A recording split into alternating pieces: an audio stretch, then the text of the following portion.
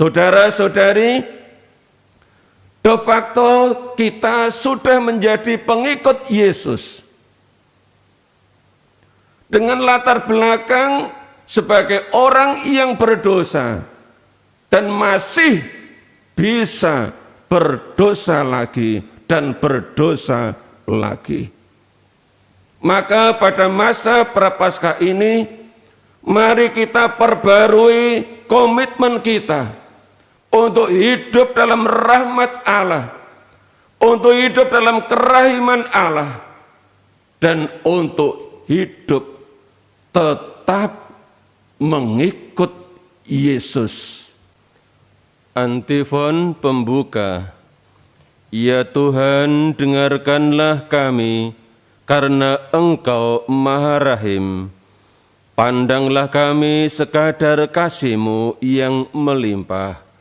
Mazmur 69 ayat 17.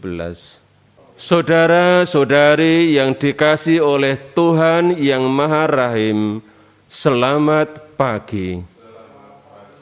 Mari di awal Ekaristi dan di akhir pekan ini kita mempersiapkan diri untuk merayakan Ekaristi, perayaan syukur atas segala rahmat yang Allah limpahkan kepada kita, terlebih rahmat kerahiman-Nya yang menjadikan kita layak untuk mengikut Yesus Putranya. Mari kita persiapkan juga dengan mengakui kembali, menyadari bahwa kita orang yang berdosa, yang terus-menerus membutuhkan kerahiman Allah. Marilah berdoa. Allah Bapa yang kekal dan kuasa, orang-orang berdosa menerima sabda pembebasan berkat Yesus Kristus Putra-Mu terkasih. Kami mohon semoga hal ini menjadi kekuatan kami, agar mata dan hati kami selalu terbuka terhadap kesulitan dan keprihatinan sesama kami. Dengan pengantaran Yesus Kristus Putra-Mu Tuhan kami, yang bersama dengan Dikau dalam persatuan Roh Kudus, hidup dan berkuasa, Allah sepanjang segala masa. Pembacaan dari Kitab Yesaya. Inilah firman Allah.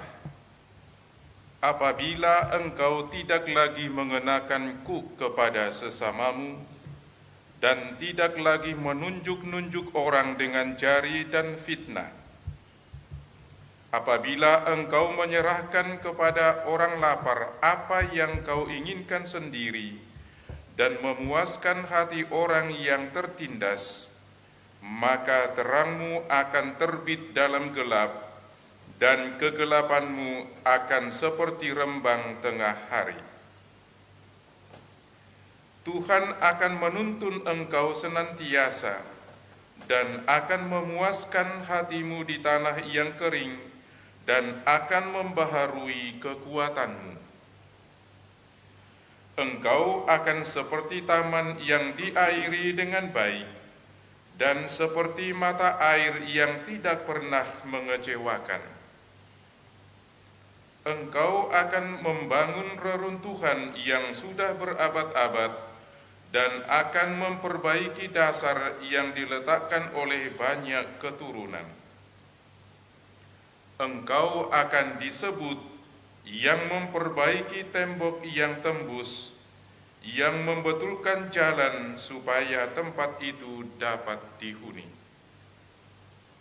Apabila engkau tidak menginjak-injak hukum Sabat, dan tidak melakukan urusanmu pada hari kudusku, apabila engkau menyebut hari Sabat sebagai hari kenikmatan, dan hari kudus Tuhan sebagai hari yang mulia, apabila engkau menghormatinya dengan tidak menjalankan segala acaramu, dan dengan tidak mengurus urusanmu sendiri, atau berkata omong kosong, maka engkau akan bersenang-senang karena Tuhan.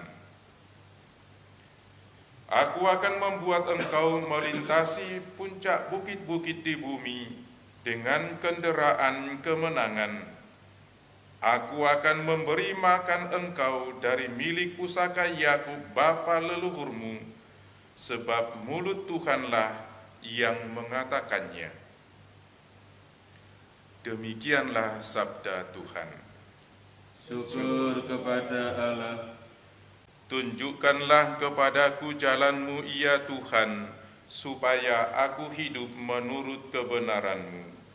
Tunjukkanlah kepadaku jalan-Mu, ya Tuhan, supaya aku hidup menurut kebenaran-Mu. Sendengkanlah telinga-Mu, ya Tuhan, jawablah aku, sebab sengsara dan miskinlah aku. Peliharalah nyawaku, sebab aku orang yang Kau kasihi. Selamatkanlah hamba-Mu yang percaya kepadamu. Tunjukkanlah kepadaku jalan-Mu, ya Tuhan, supaya aku hidup menurut kebenaran-Mu. Engkau adalah Allahku, kasihanilah aku, ya Tuhan, sebab kepadamu-lah aku berseru sepanjang hari. Buatlah jiwa hamba-Mu bersukacita, sebab kepadamu-lah, ya Tuhan, ku angkat jiwaku. Tunjukkanlah kepadaku jalan-Mu, ya Tuhan, supaya aku hidup menurut kebenaran-Mu. Sebab ya Tuhan, Engkau sungguh baik dan suka mengampuni, kasih setia-Mu berlimpah bagi semua orang yang berseru kepadamu. Pasanglah telinga kepada doaku, ya Tuhan, dan perhatikanlah suara permohonanku. Tunjukkanlah kepadaku jalan-Mu, ya Tuhan, supaya aku hidup menurut kebenaran-Mu. Terpujilah Kristus Tuhan, Raja mulia dan kekal. Terpujilah Kristus Tuhan, Raja mulia dan kekal. Aku tidak berkenan akan kematian orang fasik, melainkan akan pertobatannya supaya ia hidup.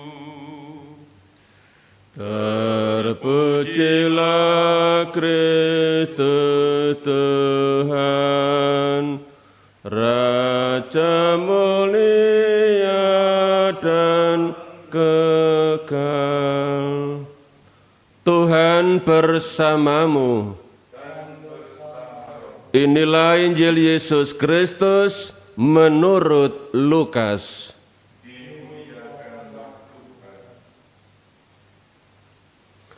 Sekali peristiwa, Yesus melihat seorang pemungut cukai yang bernama Lewi sedang duduk di rumah cukai. Yesus berkata kepadanya, "Ikutlah aku." Maka berdirilah Lewi dan meninggalkan segala sesuatu, lalu mengikut dia.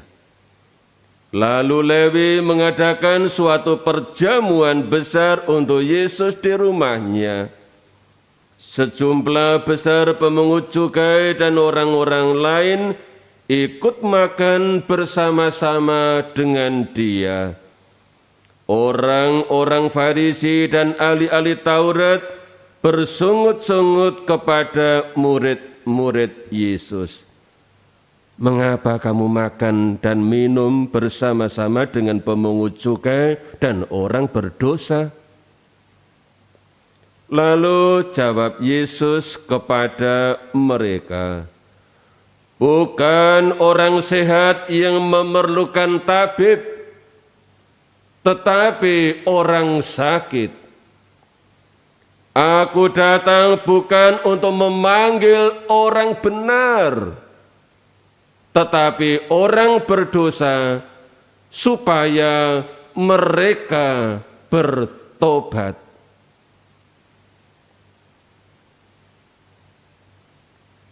Demikianlah Injil Tuhan. Saudara-saudari yang dikasihi Tuhan, sikap Yesus terhadap orang-orang berdosa sangat jelas dari kata-katanya. Aku datang bukan untuk orang benar, bukan untuk memanggil orang benar, tetapi orang berdosa supaya mereka bertobat.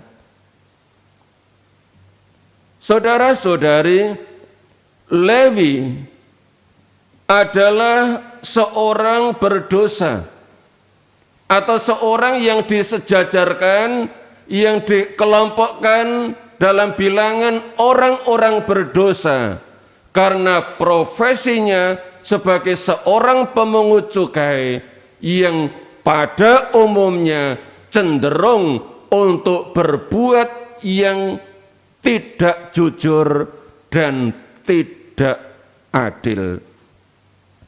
Lewi sadar akan dosa-dosanya, dan ia membutuhkan orang yang bisa membebaskan dia dari dosa. Dia membutuhkan orang yang bisa menyelamatkan dia. Maka ketika Yesus memanggil dia, dia segera berdiri, meninggalkan segala sesuatu, lalu mengikut dia. Karena Lewi melihat bahwa dalam sosok diri Yesus yang memanggil dia inilah dia sanggup membebaskan dia, menyelamatkan dia dari segala dosanya. Maka perjamuan makan yang diadakan di rumahnya dengan mengundang Yesus adalah perjamuan syukur bahwa dia sebagai seorang berdosa ternyata diundang oleh Yesus, dipanggil oleh Yesus untuk hidup baru, hidup dalam rahmat Allah. Saudara-saudari, de facto kita sudah menjadi pengikut Yesus